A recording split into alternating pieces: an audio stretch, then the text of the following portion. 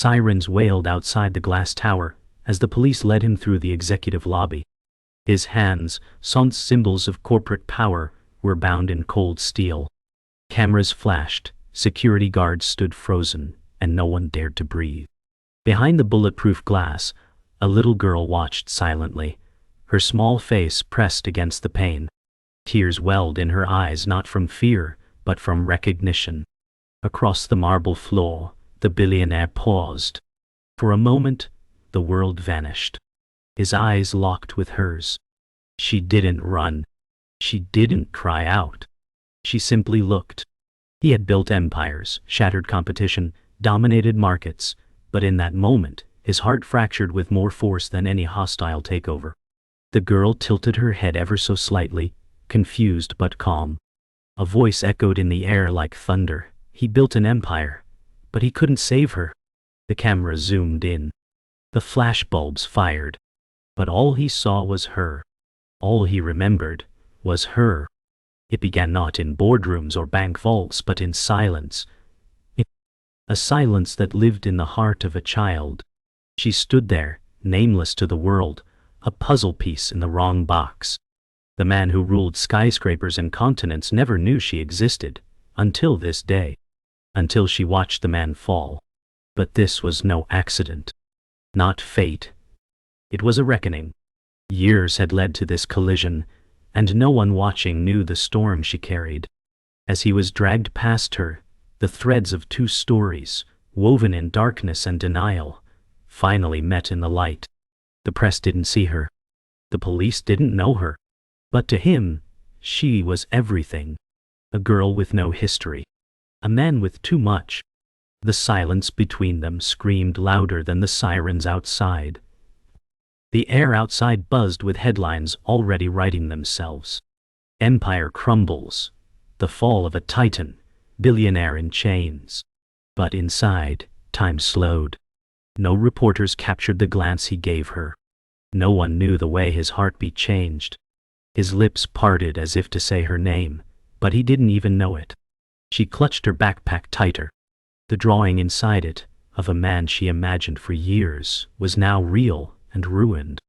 The one from bedtime stories, she told herself to sleep. But this man wasn't the dream. He was just broken. And he looked at her like he finally remembered something lost in the fire. Not money. Not power. Something far older. Something tender. The lobby's silence broke with the echo of a child's whisper, unheard by everyone but him. "Why did you leave?" she asked, though her lips never moved. Her eyes said it all. He staggered slightly, as if struck, not by force, but by memory.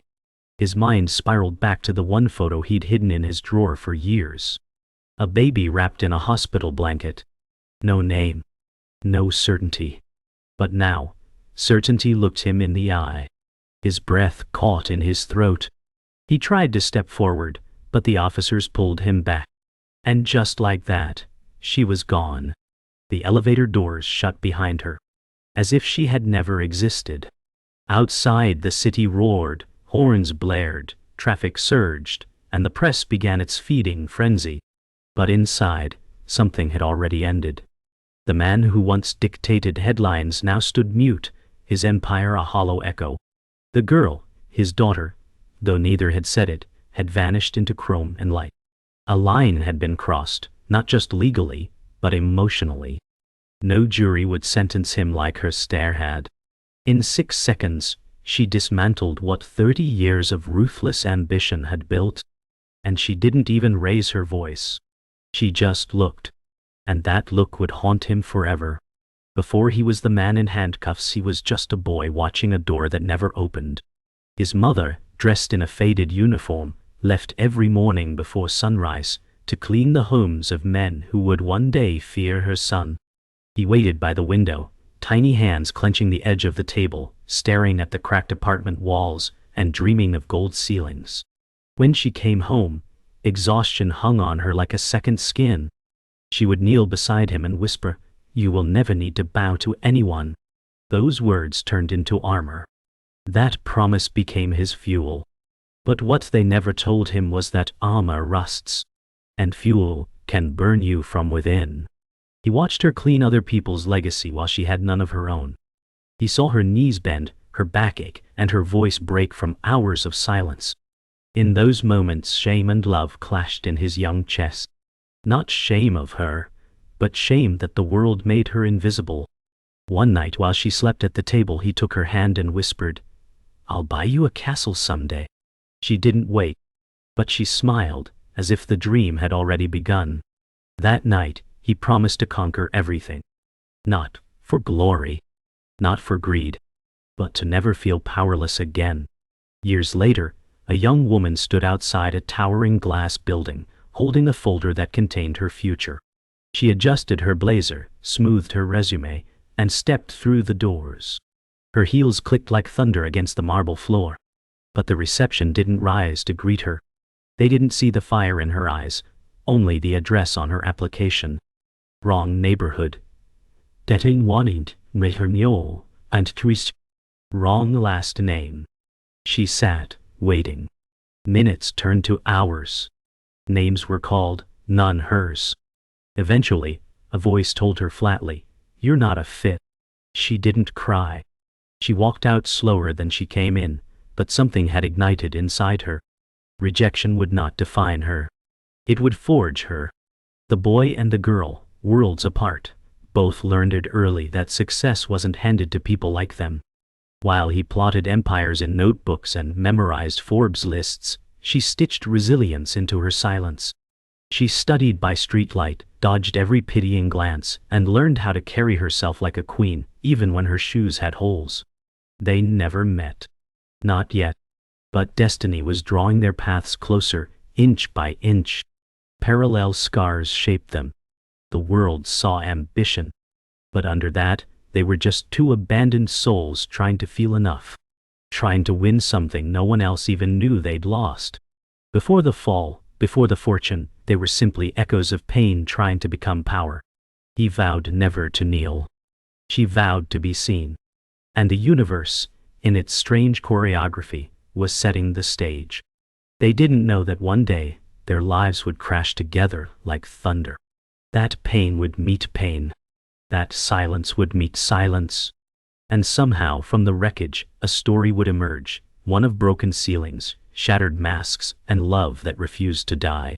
Not yet. Not today. But soon. This was not their beginning. This was their reason. The first deal didn't feel like success. It felt like survival. A rundown co-working space, flickering lights, and a borrowed suit, 2 sizes too large. This was the launchpad. He stood in front of skeptical investors, voice trembling but eyes locked. He wasn't selling a product.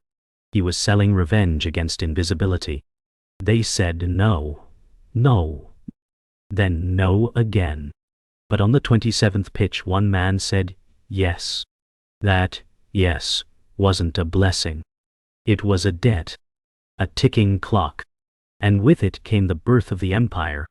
He didn't celebrate. He just worked. Through nights that never ended. Through birthdays he forgot were his. The fire had caught, and it wouldn't let him sleep. She climbed her way through open mics and silent meetings, a whisper in rooms filled with roars. When no one listened, she learned how to write emails that couldn't be ignored, how to speak truths wrapped in velvet, how to smile while bleeding. She worked 3 jobs and built a platform at night. No funding, no team, just grit and caffeine. The world called her a dreamer. She called herself a time bomb. Every no carved her sharper. Every maybe added fuel.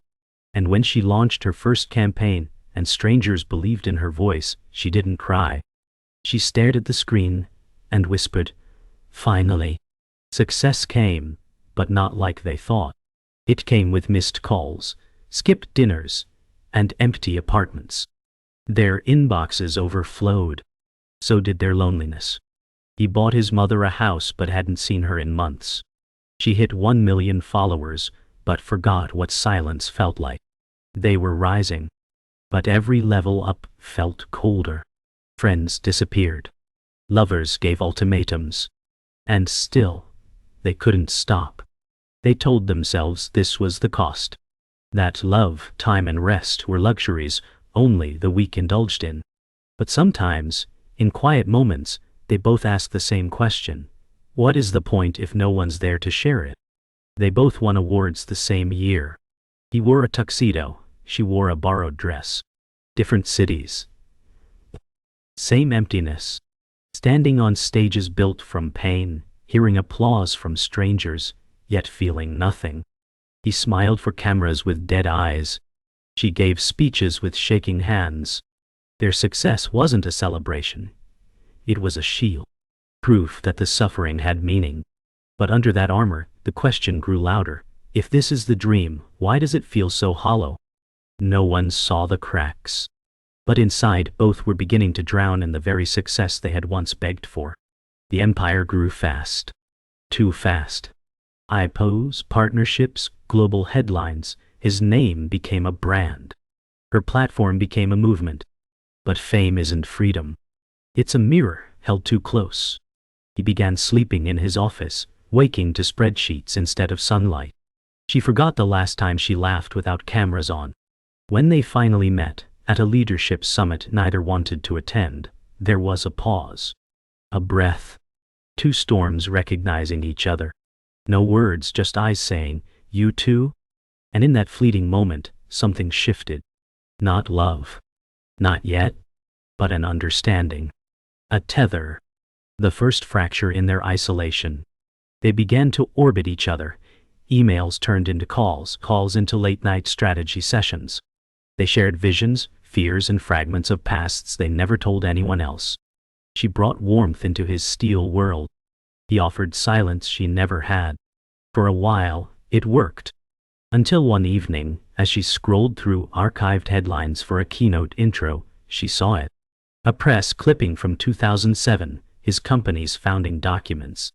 Buried at the bottom, the name of the silent co-founder. Her father.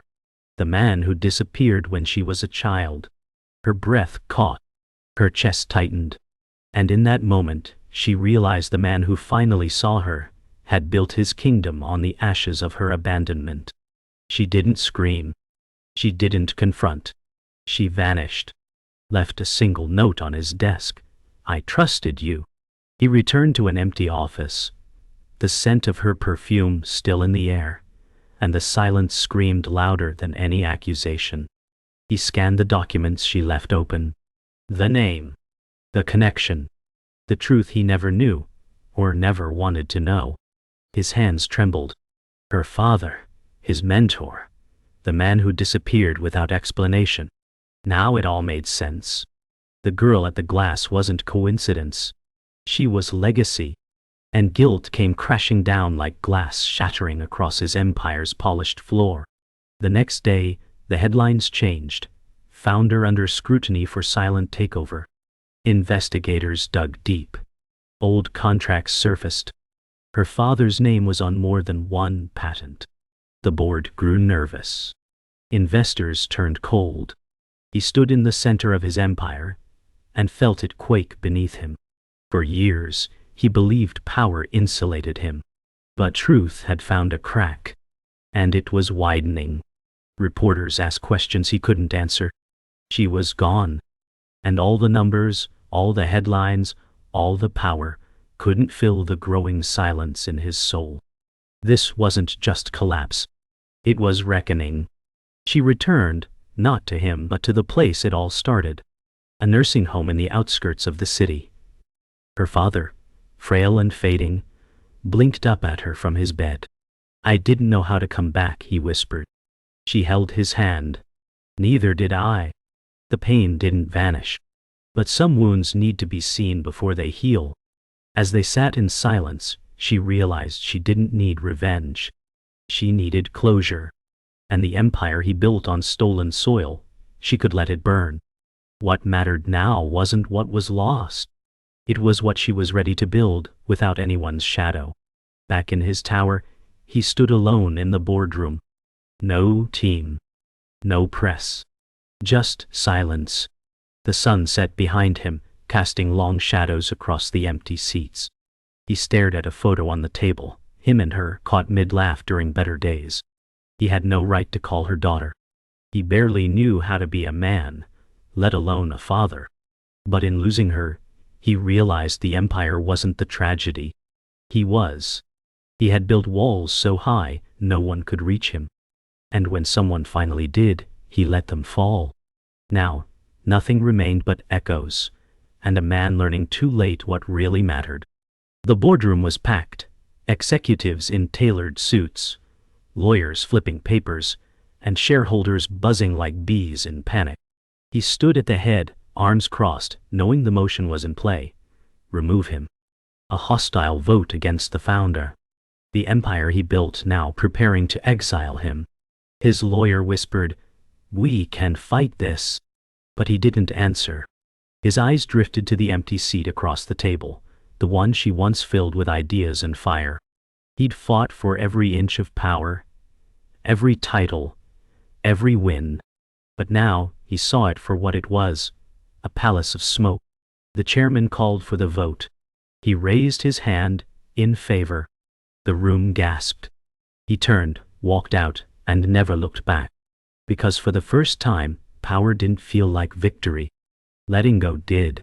She didn't watch the news. She didn't care to. But the headline found her anyway. CEO votes himself out. Her phone buzzed with a message from a private number. No name. Just 5 words. You were always the reason. She stared at it, heart pounding, not knowing whether to smile or scream. Part of her wanted to delete it. Another part saved it. She walked outside into the morning light, wind brushing her face. She no longer needed his empire. She had found her own path. But somewhere deep down, those 5 words stuck like thorns and flowers both. Closure. Maybe not. But a beginning. Possibly.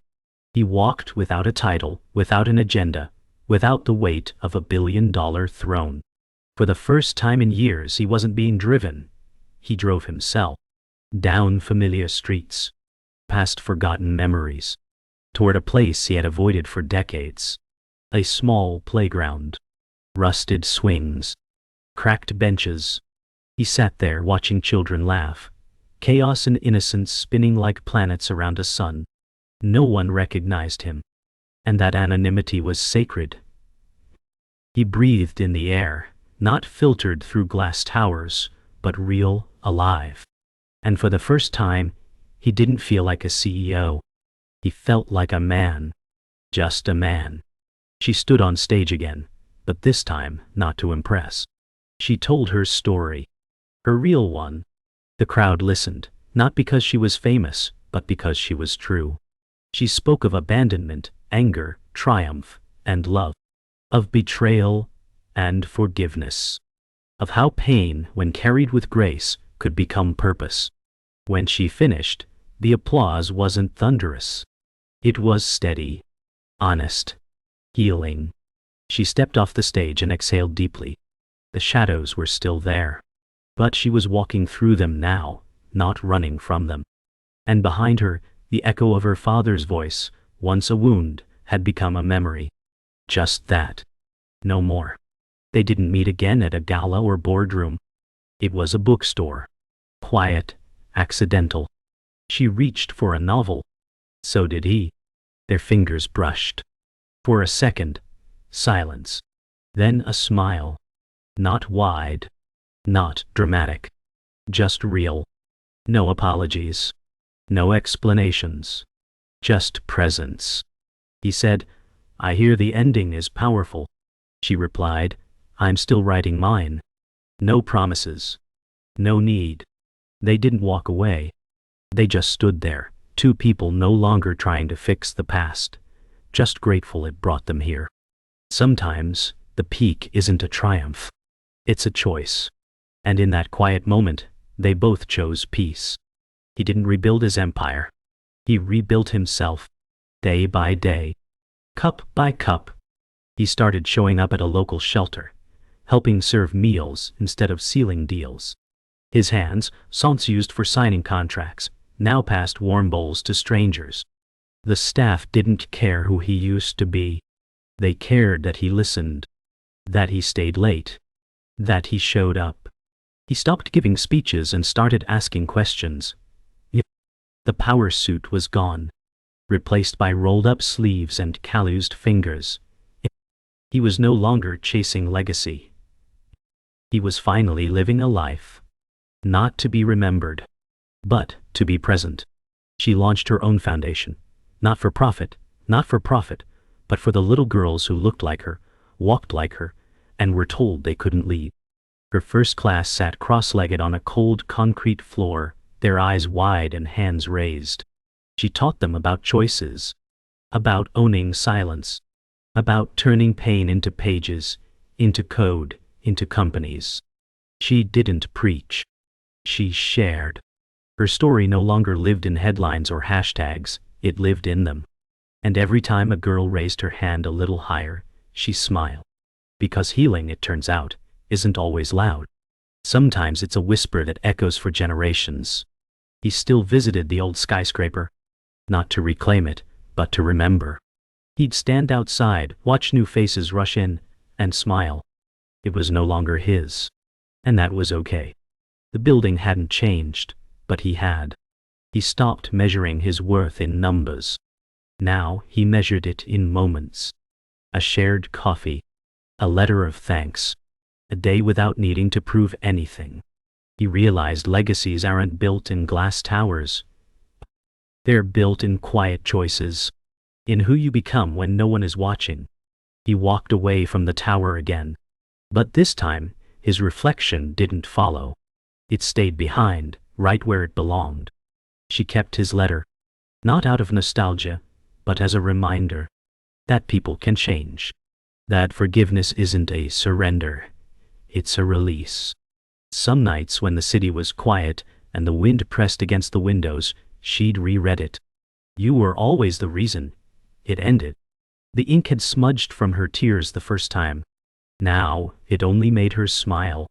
Not because he fixed everything, but because he tried. And in a world where too many walk away, trying still mattered.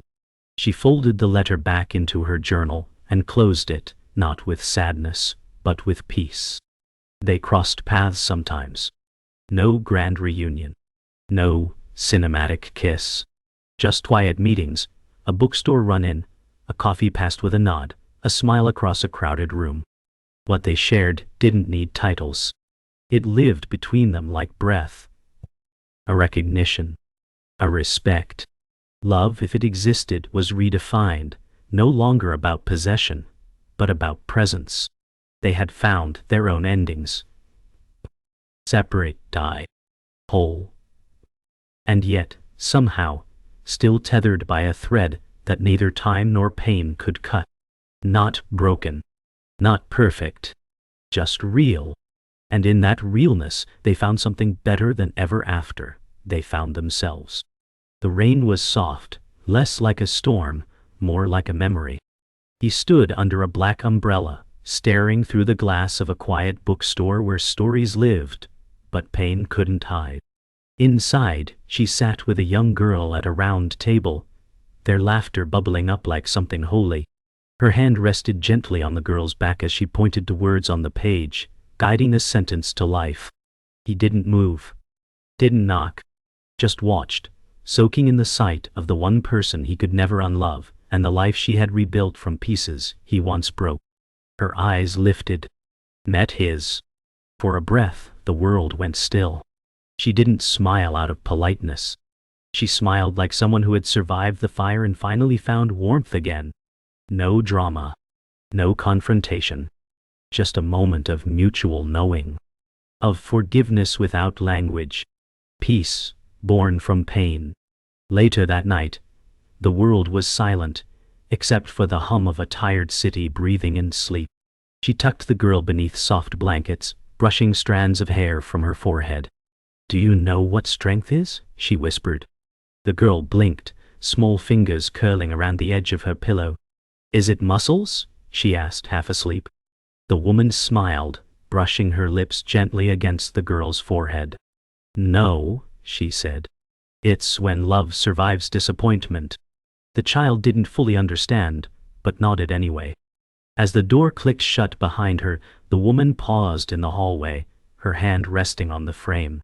For the first time in years, the ache inside her wasn't screaming. It was soft, manageable. She didn't have to carry every wound to be whole. She just had to carry forward, with grace, not guilt. He climbed the old tower one last time, the same one that once felt like Olympus. No assistance. No cameras. Just his footsteps echoing in the stairwell, reminding him of every level he once believed meant something. The rooftop wind greeted him like an old friend. Loud, wild, honest. He leaned against the railing and looked out. Not as a ruler surveying a kingdom, but as a man saying goodbye. The lights of the city stretched infinitely, blinking like questions he no longer needed to answer.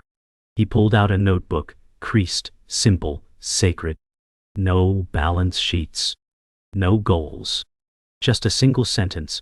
It was never about building the tallest tower. It was about learning when to climb down. And in writing it, he let go of the version of himself he once bled for. She stood before a small crowd in a schoolroom, barely held together by chipped paint and hope. The air buzzed with excitement as eager young faces stared up at her. "Your voice matters," she said, steady and soft. "Even when no one's listening, especially then." One brave hand rose. A girl with tangled hair and brave eyes asked, "What if they laugh at us?" She smiled gently. "Then laugh louder. Let them know you were never scared to be heard." The room erupted with giggles, but something in their eyes had shifted. She wasn't just teaching. She was planting rebellion disguised as self-worth. Every word she once swallowed now flowed like water, giving life to girls still learning how to bloom in cracked soil. This wasn't a speech. It was a passing of flame. Time passed. The headlines faded. The world moved on, as it always does. But stories don't end just because people stop telling them. Somewhere, a young girl stood in front of a massive glass door. Her tiny hand reached for the handle. The boardroom was empty, polished, grand, quiet. She stepped inside, shoes clicking softly against marble. She paused at the head chair, the same one where empires were once shaped and broken. She didn't sit. Not yet. She just rested her fingers on the leather and closed her eyes. One day she whispered to herself, "I won't just sit here, I'll lead." Because someone had broken the cycle. Because someone had chosen to heal instead of hold. And in that space, sacred and still, a new legacy was born.